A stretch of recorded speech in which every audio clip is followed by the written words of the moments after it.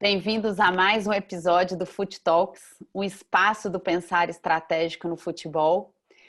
E a cada semana, todas as terças-feiras, nós recebemos pessoas incríveis aqui para falar de todos os aspectos do futebol. E hoje nós temos a alegria de receber José Colagrossi.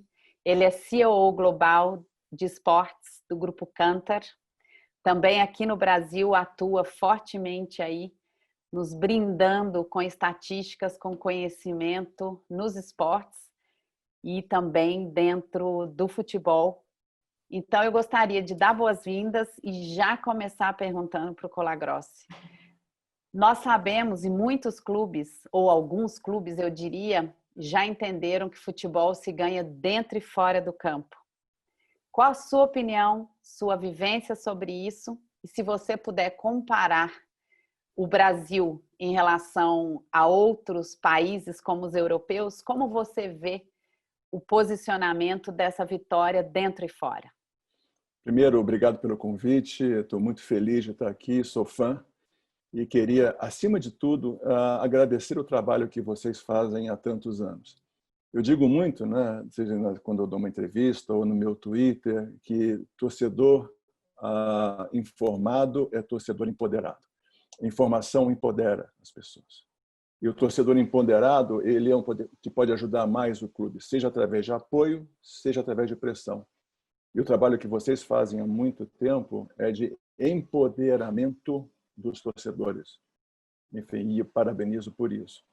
Diferença entre gestão de clube brasileiro e clube europeu.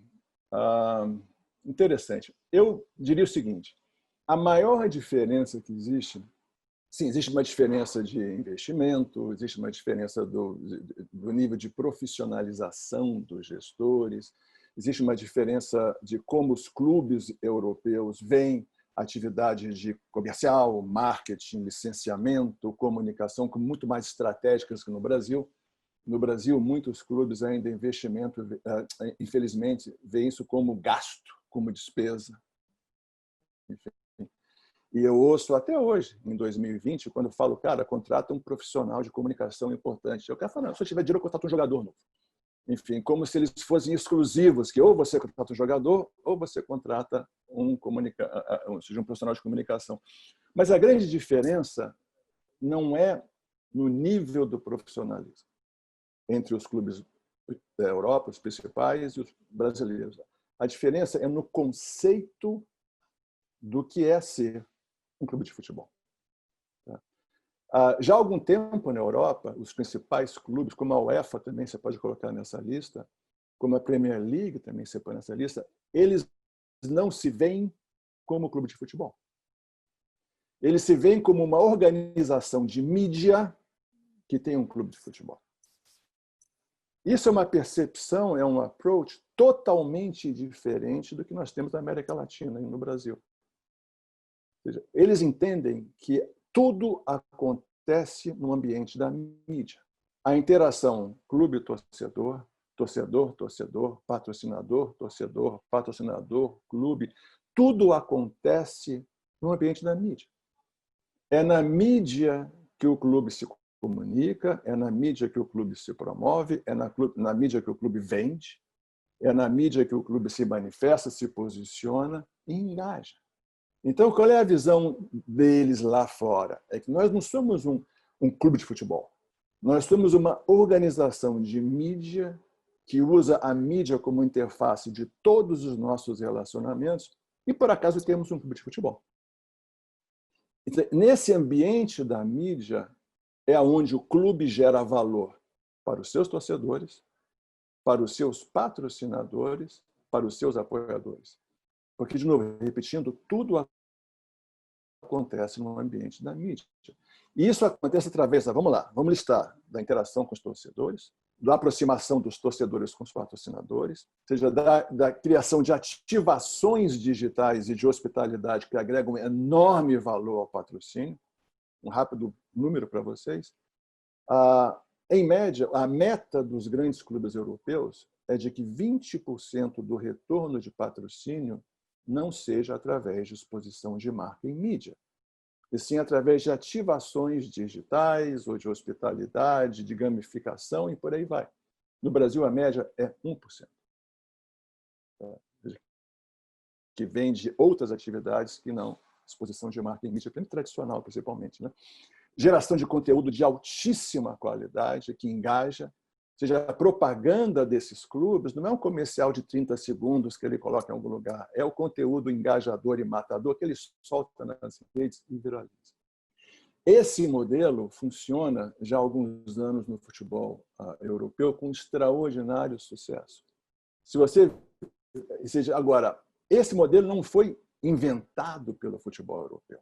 Esse modelo foi criado 20 anos atrás pela Red Bull, porque a Red Bull percebeu que a melhor forma de promover os seus energéticos era o quê? Criar conteúdo de altíssima qualidade, aquelas campanhas fantásticas, e soltar nas redes.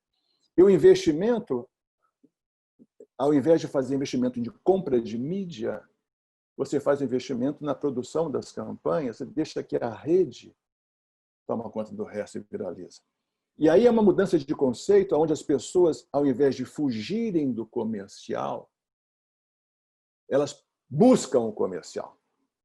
Que o comercial passa a ser o conteúdo procurado.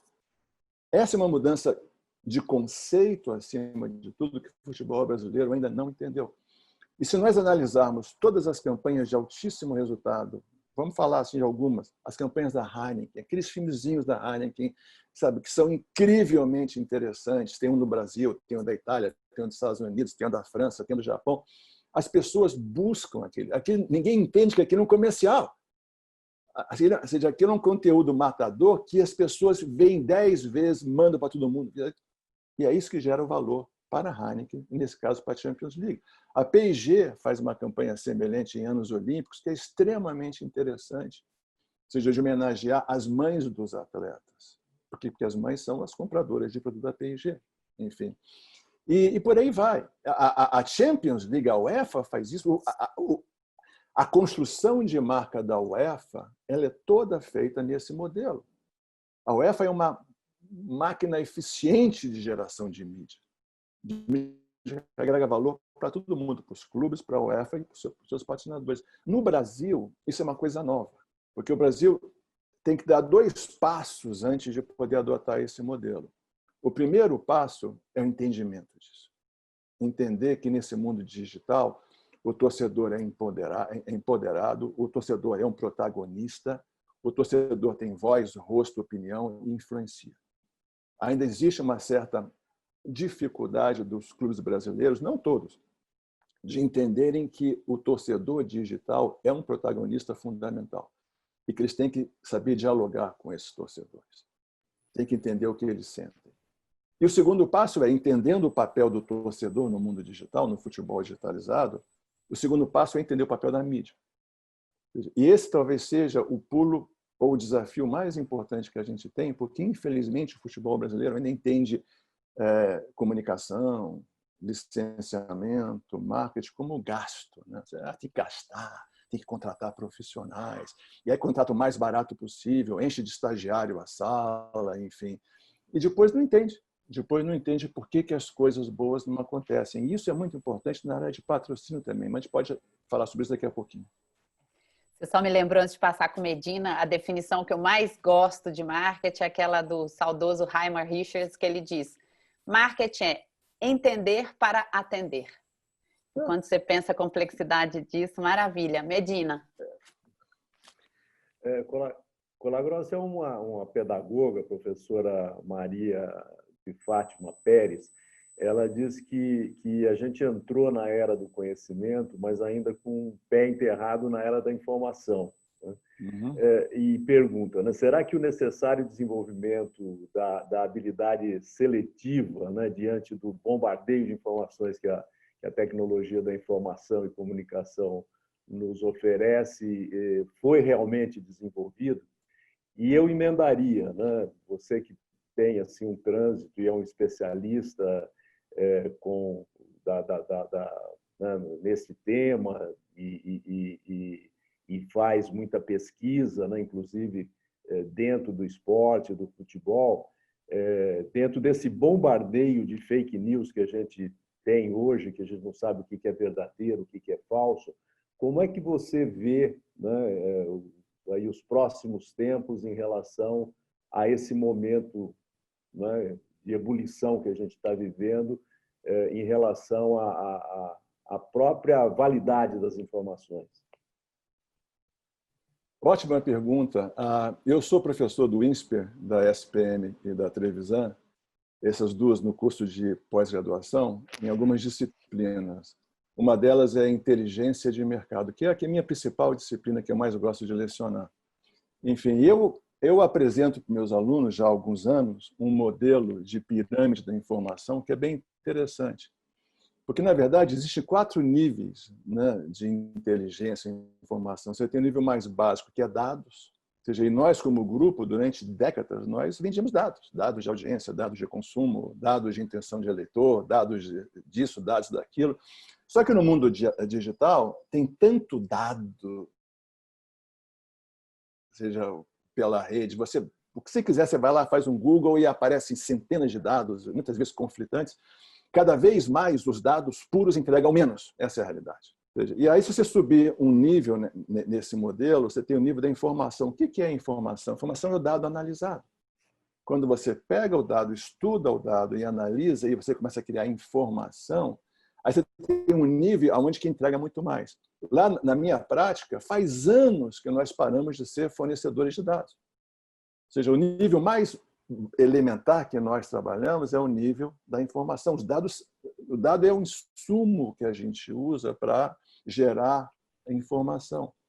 Mas existe um nível ainda acima, que é quando você pega a informação e você aplica a informação para o caso específico, você trabalha no nível de inteligência, no nível de insights, no nível do conhecimento. Esse é o nível que nós, como empresa, buscamos almejar. Ou seja, sempre ser um trusted advisor dos nossos clientes, para que a gente possa não apenas apresentar, ou seja, a informação que se aplica, mas também como aplicar aquela informação em benefício do cliente. O que acontece é que, nesse mundo digitalizado, e essa é uma das grandes diferenças entre o mundo analógico e o mundo digitalizado, o erro no mundo analógico era muito barato. Se você não entender o comportamento do cliente, não entender o que o cliente sentia, não tratar o cliente bem, no mundo analógico, estava barato. Porque o máximo que o cliente podia fazer era, vamos lá, mandar uma carta para a seção dos leitores do jornal, né? Ou seja, ou ligar para o saque, ou ligar para o Reclama Aqui. Reclama Aqui já é até digital. Ou seja, antigamente não tinha Reclama Aqui, não tinha nada disso. Tinha que mandar uma carta para algum lugar ou ir pessoalmente lá fazer uma reclamação. Ou seja, era muito barato errar. Uma marca errar ou um clube errar. No mundo digital, o erro custa muito caro. Por quê? Porque o cliente, ou o fã, ou o eleitor, ou o consumidor, ou seja, hoje em dia tem nas mídias sociais um poder midiático que nunca teve antes. Então, é fundamental nesse novo ecossistema, e a gente bate muito em esporte isso, a regra do 1, 2, 3. Primeira regra, use as ferramentas disponíveis para entender o que o teu consumidor está sentindo. Existe hoje uma série de ferramentas, algumas gratuitas, inclusive, que permite que você tenha o dedo no pulso do comunicador, do seu consumidor ou do seu fã. A segunda regra é, entendendo o que ele está sentindo, entenda o problema. Ou seja, descubra o problema antes que vire crise. E, ou seja, entendendo o que ele sente e qual é o problema, identificando o problema. Terceiro, haja em tempo real. E se comunique com o cliente, ou seja, respeite o protagonista. Esse é o ponto, cara. Respeite o consumidor digital, ou respeite o fã digital, ou respeite o eleitor digital. Porque hoje eles têm um poder midiático que os empodera. Isso não acontecia no ecossistema analógico. O erro custava barato. Hoje o erro custa caro. A gente vê isso no futebol todo dia.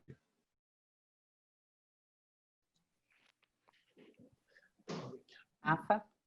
Bom, Colagrossi, falando aí de empoderamento do torcedor e esse poder da rede social, semana passada em Minas Gerais, eu sou de Belo Horizonte, nós tivemos aqui 2 episódios envolvendo o Atlético Mineiro, em que 2 contratações de jogadores foram basicamente vetadas pela torcida. né? Uma de um jogador que havia jogado no rival e, devido a essa rivalidade, a contratação foi cancelada, e a outra de uma contratação de um jogador colombiano que, por está sendo alvo de uma denúncia de agressão à namorada, a torcida também se manifestou nas redes sociais e a contratação foi suspensa. Você vê isso como um movimento que vai se tornar normal daqui para frente? Como é que você analisa isso? Cara, já é normal há algum tempo isso. É que muitos clubes não entendem. Essa é a diferença. Ou seja, o fato de você não ver não quer dizer que não existe. Tá?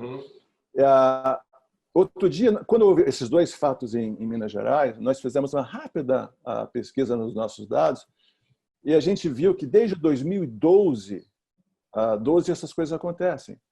E aqui é um outro exemplo de como usar esse ecossistema digital para o bem, ou se não souber usar, coisa ruim vai acontecer. Exemplos recentes de como usar isso para o bem. A campanha da torcida do Fluminense para atrair o Fred. A campanha da torcida do Botafogo para atrair o Calu e o Honda. Ou seja, o clube, a torcida virou parte do negócio, inundando as mídias sociais dos jogadores. Venha para o Brasil, a gente vai te abraçar, venha. O Honda disse várias vezes que só veio ao Brasil porque ele ficou emocionado com o engajamento da torcida do Botafogo. O Calu, igual. O Fred, seja para voltar para o Fluminense, igual. Ou seja, quando os clubes reconhecem esse novo ecossistema e como operar dentro dele, coisas ótimas acontecem. Tem 3 exemplos recentes. Por outro lado, ou seja, quando o clube não sabe utilizar e não reconhece o empoderamento do torcedor, coisas ruins acontecem. Cara, vocês se lembram que não faz muitos anos, né? não 3, 4 anos, que o único recurso que o torcedor tinha de protesto era pichar o muro do clube ou fazer bagunça na porta do clube, né? Ou seja, eram os recursos que haviam de protesto. Hoje em dia, no mundo digital, o torcedor pauta a mídia, o torcedor pressiona, sabe, gestor, impede a contratação, como foi esses 2 exemplos que você falou, do jogador colombiano e do Thiago. Enfim, isso só vai crescer. Por quê? Porque o empoderamento do torcedor só faz crescer. É mais uma razão, é mais um motivo para que os clubes tenham que entender esse novo ecossistema digital que eles estão inseridos e saibam operar isso, muitas vezes a seu benefício. Entenda o que o seu torcedor está sentindo, seja, se comunique com ele frequentemente, ou seja, aproxime o torcedor do clube, o torcedor do patrocinador e por aí vai.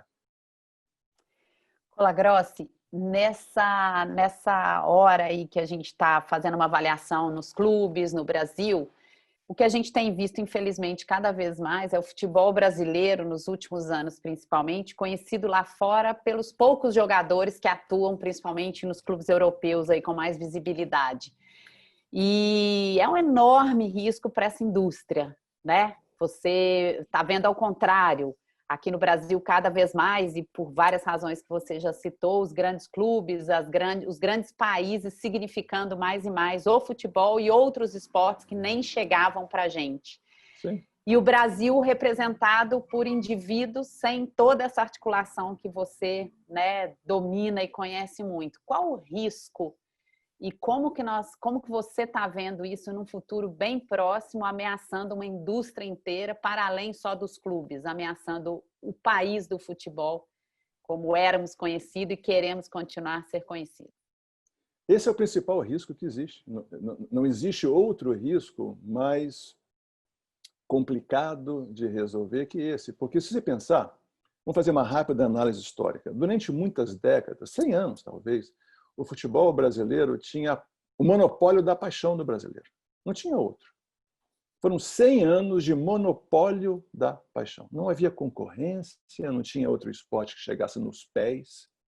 Enfim, o futebol brasileiro reinava absoluto no Brasil, seja, e muitas vezes no mundo, através da performance dentro do campo. Isso criou uma mentalidade de arrogância, prepotência, autossuficiência dos gestores do futebol brasileiro, que se espalhava em todos os segmentos. Eu me lembro quando cheguei no Brasil, em 2011, quando já abriu a operação no Brasil, eu morava nos Estados Unidos nessa época ainda, na minha primeira reunião com um grande clube do Rio, que eu não vou dizer o nome, com um diretor de marketing que não tinha nenhuma capacidade técnica para estar lá, eu ouvi, era uma moça dela, a seguinte pérola: patrocinador bom é aquele que manda o cheque e não enche o saco. Enfim, por quê? Porque eles achavam que estavam quase fazendo um favor de deixar a marca patrocinar o clube. Essa mentalidade imperava, em alguns casos ainda impera hoje em dia.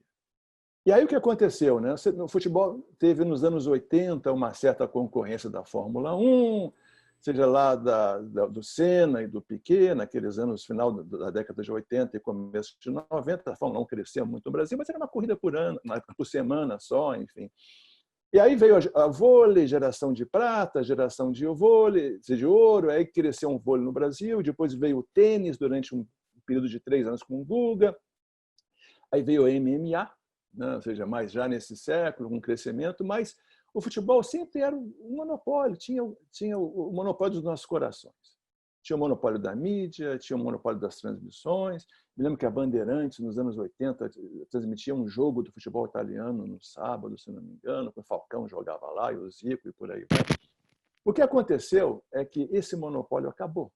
Acabou totalmente. Hoje, o futebol brasileiro ele disputa o coração e os bolsos, seja dos brasileiros, contra o futebol internacional, europeu principalmente, que é uma concorrência duríssima, duríssima.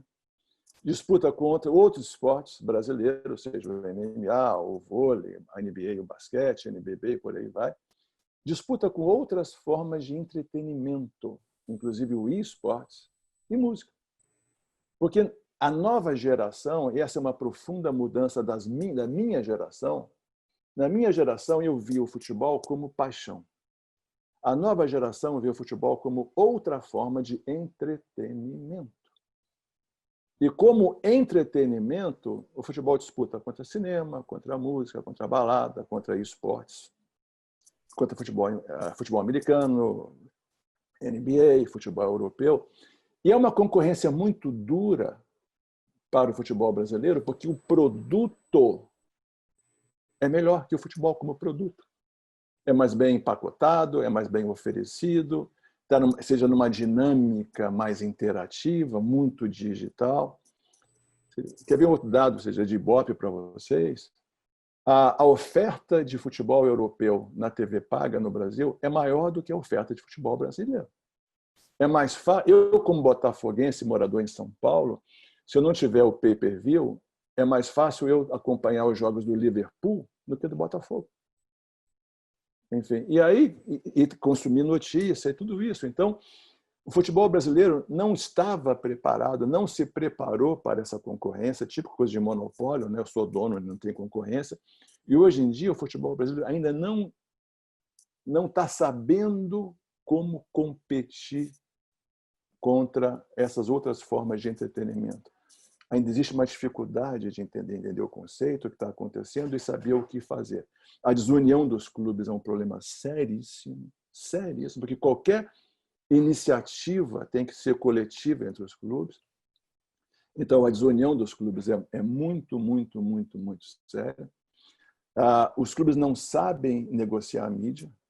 A gente viu esse exemplo recentemente na discussão dessa MP, seja que foi criada seja às escuras e que foi colocado goela abaixo, e a reação dos clubes, na minha opinião, foi errada em relação a isso.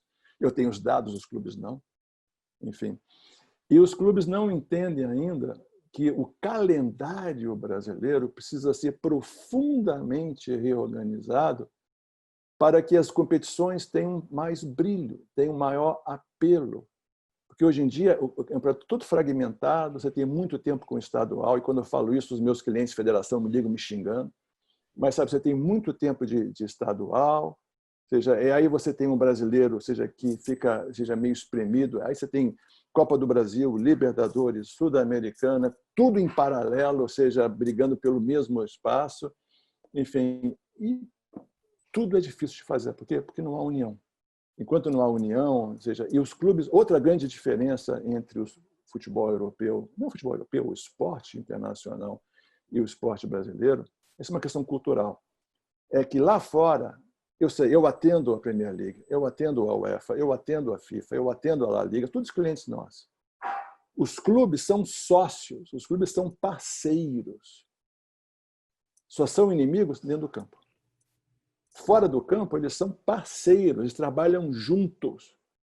No Brasil, ainda existe essa visão de que você tem que destruir o outro clube, você tem que querer mal, ou seja, o palmeirense quer a destruição do Corinthians e vice-versa, o vascaíno e o Flamengo.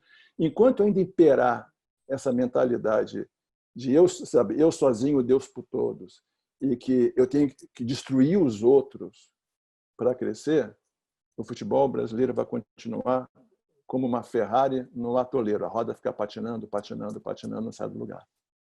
Colagrossi, numa entrevista recente que você deu para o Paulo Calçade e o Eduardo Tega, você fez um comentário, você deu uma aula praticamente, como está dando agora aqui para a gente, né? Mas teve um ponto que me intrigou, né? que eu permita discordar um pouquinho, se eu entendi bem o que você colocou, né? Que não faltam bons profissionais aqui no futebol brasileiro, né? E eu até concordaria que nós temos excelentes profissionais aqui no Brasil, né? Mas eles se caracterizariam numa elite, né? de competência que a gente tem aqui. No geral, analisando o ecossistema do futebol, eu vejo particularmente que há muito que se fazer em termos de capacitação profissional. Mesmo porque, às vezes, a gente vê que esses próprios bons profissionais ainda têm uma cabeça linear, vamos dizer assim, né? Não pensa o futebol de forma sistêmica, né? E, para isso, a gente vê, nós, na Universidade de Futebol, batalhamos muito para que haja essa competência dentro de um olhar não cartesiano, mas de complexidade mesmo, que é a vida, né? Não só futebol. O que você pensa sobre isso? Cara, a gente não vai discordar aqui, tá? A minha posição é o seguinte: o processo de profissionalização do futebol brasileiro é como uma corrida de maratona. Tá? Ou seja, sabe Jogos Olímpicos, aquela corrida de 100 metros, né? Todos os corredores saem e chegam ao mesmo tempo. Já na maratona é bem diferente. Você tem sempre uns corredores elite que estão liderando lá na frente, disparados. Aí tem um espaço, aí tem os intermediários que estão já atrás, mas também correndo. Aí tem outro espaço e tem aqueles lá atrás, sabe, os gordinhos, enfim, que já estão andando, já não estão correndo mais. Enfim. E a notícia boa é que todos estão caminhando na mesma direção. A linha de chegada é a mesma para todos, mas não uniformemente. Ou seja, você tem clubes de elite que estão liderando esse processo, não são muitos, infelizmente. Você tem aí um bloco intermediário com um monte de clube também já indo na direção certa, um pouco mais lentamente, ainda tem aqueles que ainda recusam a acelerar o passo. Quando eu disse para o Calçade que existem bons profissionais do futebol brasileiro, eu acredito nisso, eu conheço vários deles. Falta profissional? Sim. Por exemplo, recentemente, um clube que vocês têm bastante conhecimento, lá de Curitiba, eles me ligaram esse fim de semana para dizer, cara, a gente não consegue achar um profissional de marketing que possa nos ajudar como a gente quer. A gente já falou, entrevistou várias pessoas e tudo vem aqui com aquela mentalidade de futebol, cabeça antiga, mundo analógico. Agora, se nós compararmos com 10 anos atrás, o progresso foi muito grande. Se, por um lado, não há como negar que muito há de ser feito, também negar o progresso que existe seria profundamente injusto aos clubes e aos profissionais que promoveram essa melhoria. Sim, ainda existe uma demanda por capacitação, treinamento, enorme demanda. Mas o meu ponto por Calçade e para vocês é o seguinte: existe muito profissional bom no Brasil que não consegue trabalhar porque os clubes não os deixam trabalhar. Na área comercial, então, que é a área que a gente atua mais fortemente, é uma vergonha. Os caras são contratados, não tem dados, não tem informação, o clube não quer investir nisso e fala, ó, me arruma um patrocinador. E fica aquele maçarico na cabeça dos caras, cadê o patrocinador? Cadê o patrocinador? Cadê o patrocinador? É uma pressão insustentável em cima do cara. Eles têm que arrumar qualquer patrocinador, não há alinhamento de expectativa, não tem combinação de resultado, não tem, sabe, nada. E aí o passeio não dá certo e a culpa é do cara. A culpa não é do cara. A culpa é de uma mentalidade do clube de eu quero um cheque agora a qualquer custo. E quando isso impera, certamente você pode ter um cheque a curto prazo, vai ter um patrocinador infeliz que não vai renovar com você lá na frente, e você pega bons profissionais, mas dão a eles as prioridades erradas e não dão a eles oportunidade de trabalho. Então, eu acho que, sim, concordando com você, existe uma demanda nesse mercado que está mal atendida, mas digo para você, você pode pegar o melhor, você pode trazer o Javier da La Liga e trazer para o Brasil para trabalhar num clube. Ele vai fracassar em 3 meses. Não porque ele não é preparado, é porque o clube não vai dar a ele as condições e o tempo necessário para ter sucesso. Interessante, né, Colagrossi, que você nota, né, analisando os organogramas dos clubes de futebol brasileiro, que aqueles que mandam, né, quem tem o poder de decisão, eles são amadores, né? E o segundo escalão para baixo é que estão os verdadeiros profissionais, né? Isso é um paradoxo também que acho que sintetiza um pouco a tua reflexão, né? Exatamente, é isso mesmo. É o modelo associativo que existe no Brasil. E esse modelo é a causa de tudo. Porque é um modelo que você troca todo mundo a cada 3 anos, então você nunca tem uma continuidade. Tem exceções, o Atlético Paranaense é uma exceção dessa, mas sabe, e troca tudo. Toda a mentalidade do gestor eu tenho que fazer tudo em 3 anos. E tem outra coisa. Eu escrevi um artigo que eu publiquei no final do ano passado, dizendo que a grande vitória do futebol brasileiro em 2019 foi que o torcedor finalmente acordou para a necessidade de gestão. E essa foi a grande vitória do futebol brasileiro. E é verdade isso. O torcedor hoje discute orçamento, discute balanço, discute gestão. Quando não fazem muito anos, talvez 3 a 4 anos atrás, tudo que o torcedor queria era título. Ganha o campeonato e todos os seus pecados serão perdoados. Essa era a mentalidade da torcida brasileira até recentemente. Enfim, hoje em dia, a torcida entende que não há vitória dentro do campo sem vitória fora do campo. Não há sucesso no campo sem sucesso na gestão fora do campo. E tem alguns clubes mostrando isso. E isso faz aquele meu exemplo, sabe, da maratona, que tem 3 ou 4 clubes liderando esse processo. O que a gente vai ver são que esses 3 ou 4 clubes vão ganhar cada vez mais, os outros vão ganhar cada vez menos, e isso vai ter um efeito negativo, que é a falta de competitividade, mas vai ter um efeito positivo, vai fazer a torcida acordar para a necessidade de gestão e pressionar os clubes nesse sentido. Colagrossi, essa questão sua, a gente já tem, hoje mais ainda, a gente tem visto a necessidade do que eu chamo de competição, né? Que é um termo forte que eu trouxe da China ano passado, que é cooperar e competir. Então, indústrias clássicas de outras áreas diversas já entenderam isso. E o que você vem trazendo é uma questão que, infelizmente, também é um risco, né? Porque não existe no futebol eu maravilhoso, sendo que eu não tenho ninguém para competir à minha altura, então não tem espetáculo, não tem jeito de chegar em lugar nenhum, portanto não atrai o torcedor, portanto a gente não vai para fora. Então é um dos riscos enormes. Mas a gente está chegando aqui, né? Como a gente já tinha antecipado, a gente vai querer ficar 2 horas com você, vamos ficar no offline. E chegamos aqui no momento que a gente queria também te perguntar, fazer uma brincadeira. Agora o Colagrossi é o gestor de um clube, com todos esses desafios. E você tem um budget de 100 moedas. Onde você colocaria essas moedas hoje? Colocaria 70% no futebol. Então, no futebol é a missão do clube. Ou seja, não adianta você ser bem gerido e não ter resultado em campo. Ou seja, o clube tem que ser competitivo e tem que ganhar. Então, eu colocaria 70% em futebol. E todo o aspecto do futebol, tem base, tem tudo isso, falando futebol como um todo. E aí você tem 3 funções fundamentais que, infelizmente, no futebol brasileiro ainda são geridas independentemente, que é comunicação, comercial e marketing. Eu não posso imaginar que no mundo digital essas 3 funções não estão debaixo do mesmo guarda-chuva. Porque não há como você planejar marketing sem você planejar comunicação e sem você planejar comercial, porque tudo é uma coisa só. E aqui no Brasil, esse é um dos grandes erros do futebol brasileiro. O que acontece? Né? Você coloca um diretor de marketing estatutário, um diretor de comunicação estatutário, um diretor comercial estatutário. Cada um tem sua agenda própria. Muitas vezes nem falam entre si. tem disputa política, de espaço, não sei o quê, sem nenhuma sinergia, sem nenhum planejamento, enfim. Eu reuniria essas 3 áreas debaixo de um guarda-chuva só, que eu chamaria de diretoria de desenvolvimento de negócio, porque no fundo é o que é desenvolver um negócio do clube. Daria para eles 20% do orçamento, teria profissionais fantásticos, investiria em geração de conteúdo proprietário, ou seja, de altíssima qualidade, matador, engajador, ou seja, faria a torcida se sentir no meio do ecossistema. Essa é outra mudança estratégica, ou seja, o torcedor tem que ser o centro do ecossistema.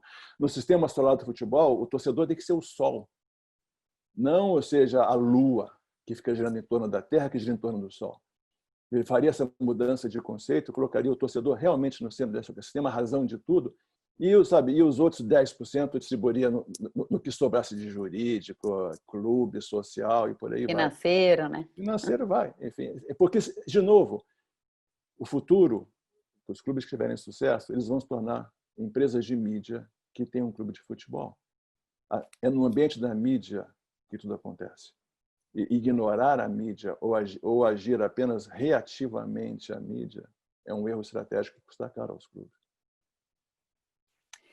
Maravilhoso. Olha, da nossa parte, só começa esse diálogo, a gente espera, porque a gente tem investido realmente agora fortemente de ampliar, né, negócio, futebol, uma expressão que a gente gosta muito, para fechar aí o agradecimento da minha parte a você, é também um chamado para esses outros 30%, como você falou, é tudo isso, mas no espírito de que todo mundo joga o jogo, né? Afinal de contas, vejo excelentes profissionais também, sem as ferramentas ou sem os processos, só as pessoas, mas também muita desarticulação em que pessoas, né, entram achando que aquela comunicação não é para servir ao jogo, servir à atividade fim, que você falou muito bem. Então, é tudo, como diria em Minas, junto e misturado. Mas há um propósito, porque o mercado é gigante, mas a competição também. Da nossa parte, super obrigada. E queria que você fizesse suas conclusões finais, pensando aí daqui 5 anos. O que você deseja? Como se diz em Minas, é junto e misturado, como eu digo no Ibope Repucon, é junto, misturado e abraçado, né?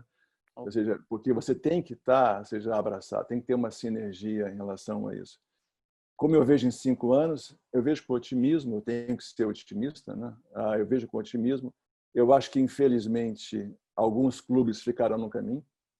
Tá? Eu não acredito que em 2025 nós teremos essa quantidade grande de clubes relevantes. Pode ter clubes, sabe, por exemplo, clubes menores como São Cristóvão no Rio continuam existindo, mas perdeu a sua relevância. O Bangu, vou ser acusado pelos banguenses de falar isso, enfim. Mas eu não acredito, seja que hoje no Brasil, na nossa conta, tem 28 clubes relevantes. O que é um clube relevante? Um clube que disputa campeonato, que ocupa a mídia, que tem jogador de alguma qualidade, que ganha um torneio a cada 5 anos. Ou seja, a gente acha que em 2025 esse número vai cair para menos de 30.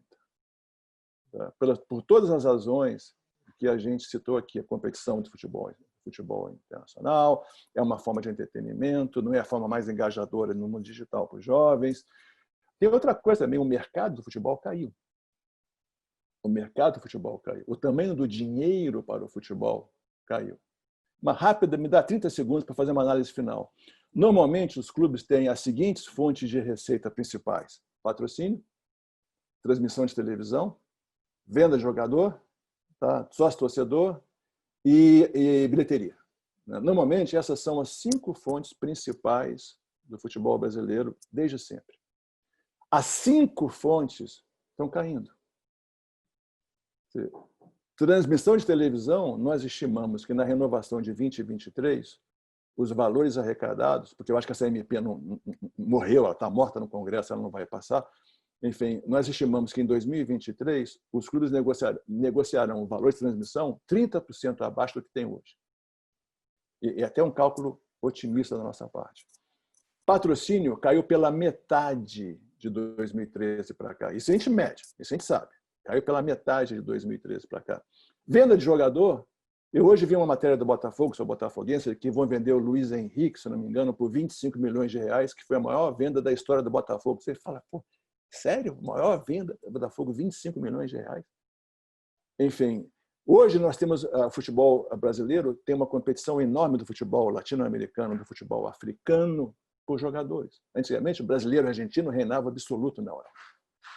Vai cair essa receita, até porque o futebol europeu está mais pobre. Bilheteria, não precisamos nem falar. Né? Ou seja, e sócio-torcedor não está crescendo. Quando você junta esses 5 elementos, a conclusão é a receita do clube tende a cair. Já está caindo e tende a cair. E se o clube não usar o ambiente digital para gerar novas formas de patrocínio, ela vai cair a níveis extremamente preocupantes. Minha conclusão, eu acho que o futebol brasileiro em 2025 vai dar a volta por cima, ele vai saber, ele vai renascer, não das cinzas, mas vai renascer da crise. O que vai salvar o futebol brasileiro é a paixão que o torcedor sente pelo seu clube, que eu nunca vi nenhum torcedor do Real Madrid chorar quando o Real Madrid perde no Brasil. Enfim, mas ou seja, todos nós choramos quando nosso time perde, mas eu acho que vai ser menor. Eu acho que vai ser menor em relação ao número de clubes relevantes. Eu acho que vai ser menor em relação ao tamanho da indústria. Eu acho que vai ser menor em relação ao número de competições que vão acontecer no Brasil, que é uma necessidade urgente. Agora, sou otimista e acho que vai ter um futebol um pouco menor, mas mais organizado, mais profissional, mais engajador e que saiba competir com outras formas de entretenimento melhor. Essa é a minha visão. E que são empresas de mídia que têm um time de futebol.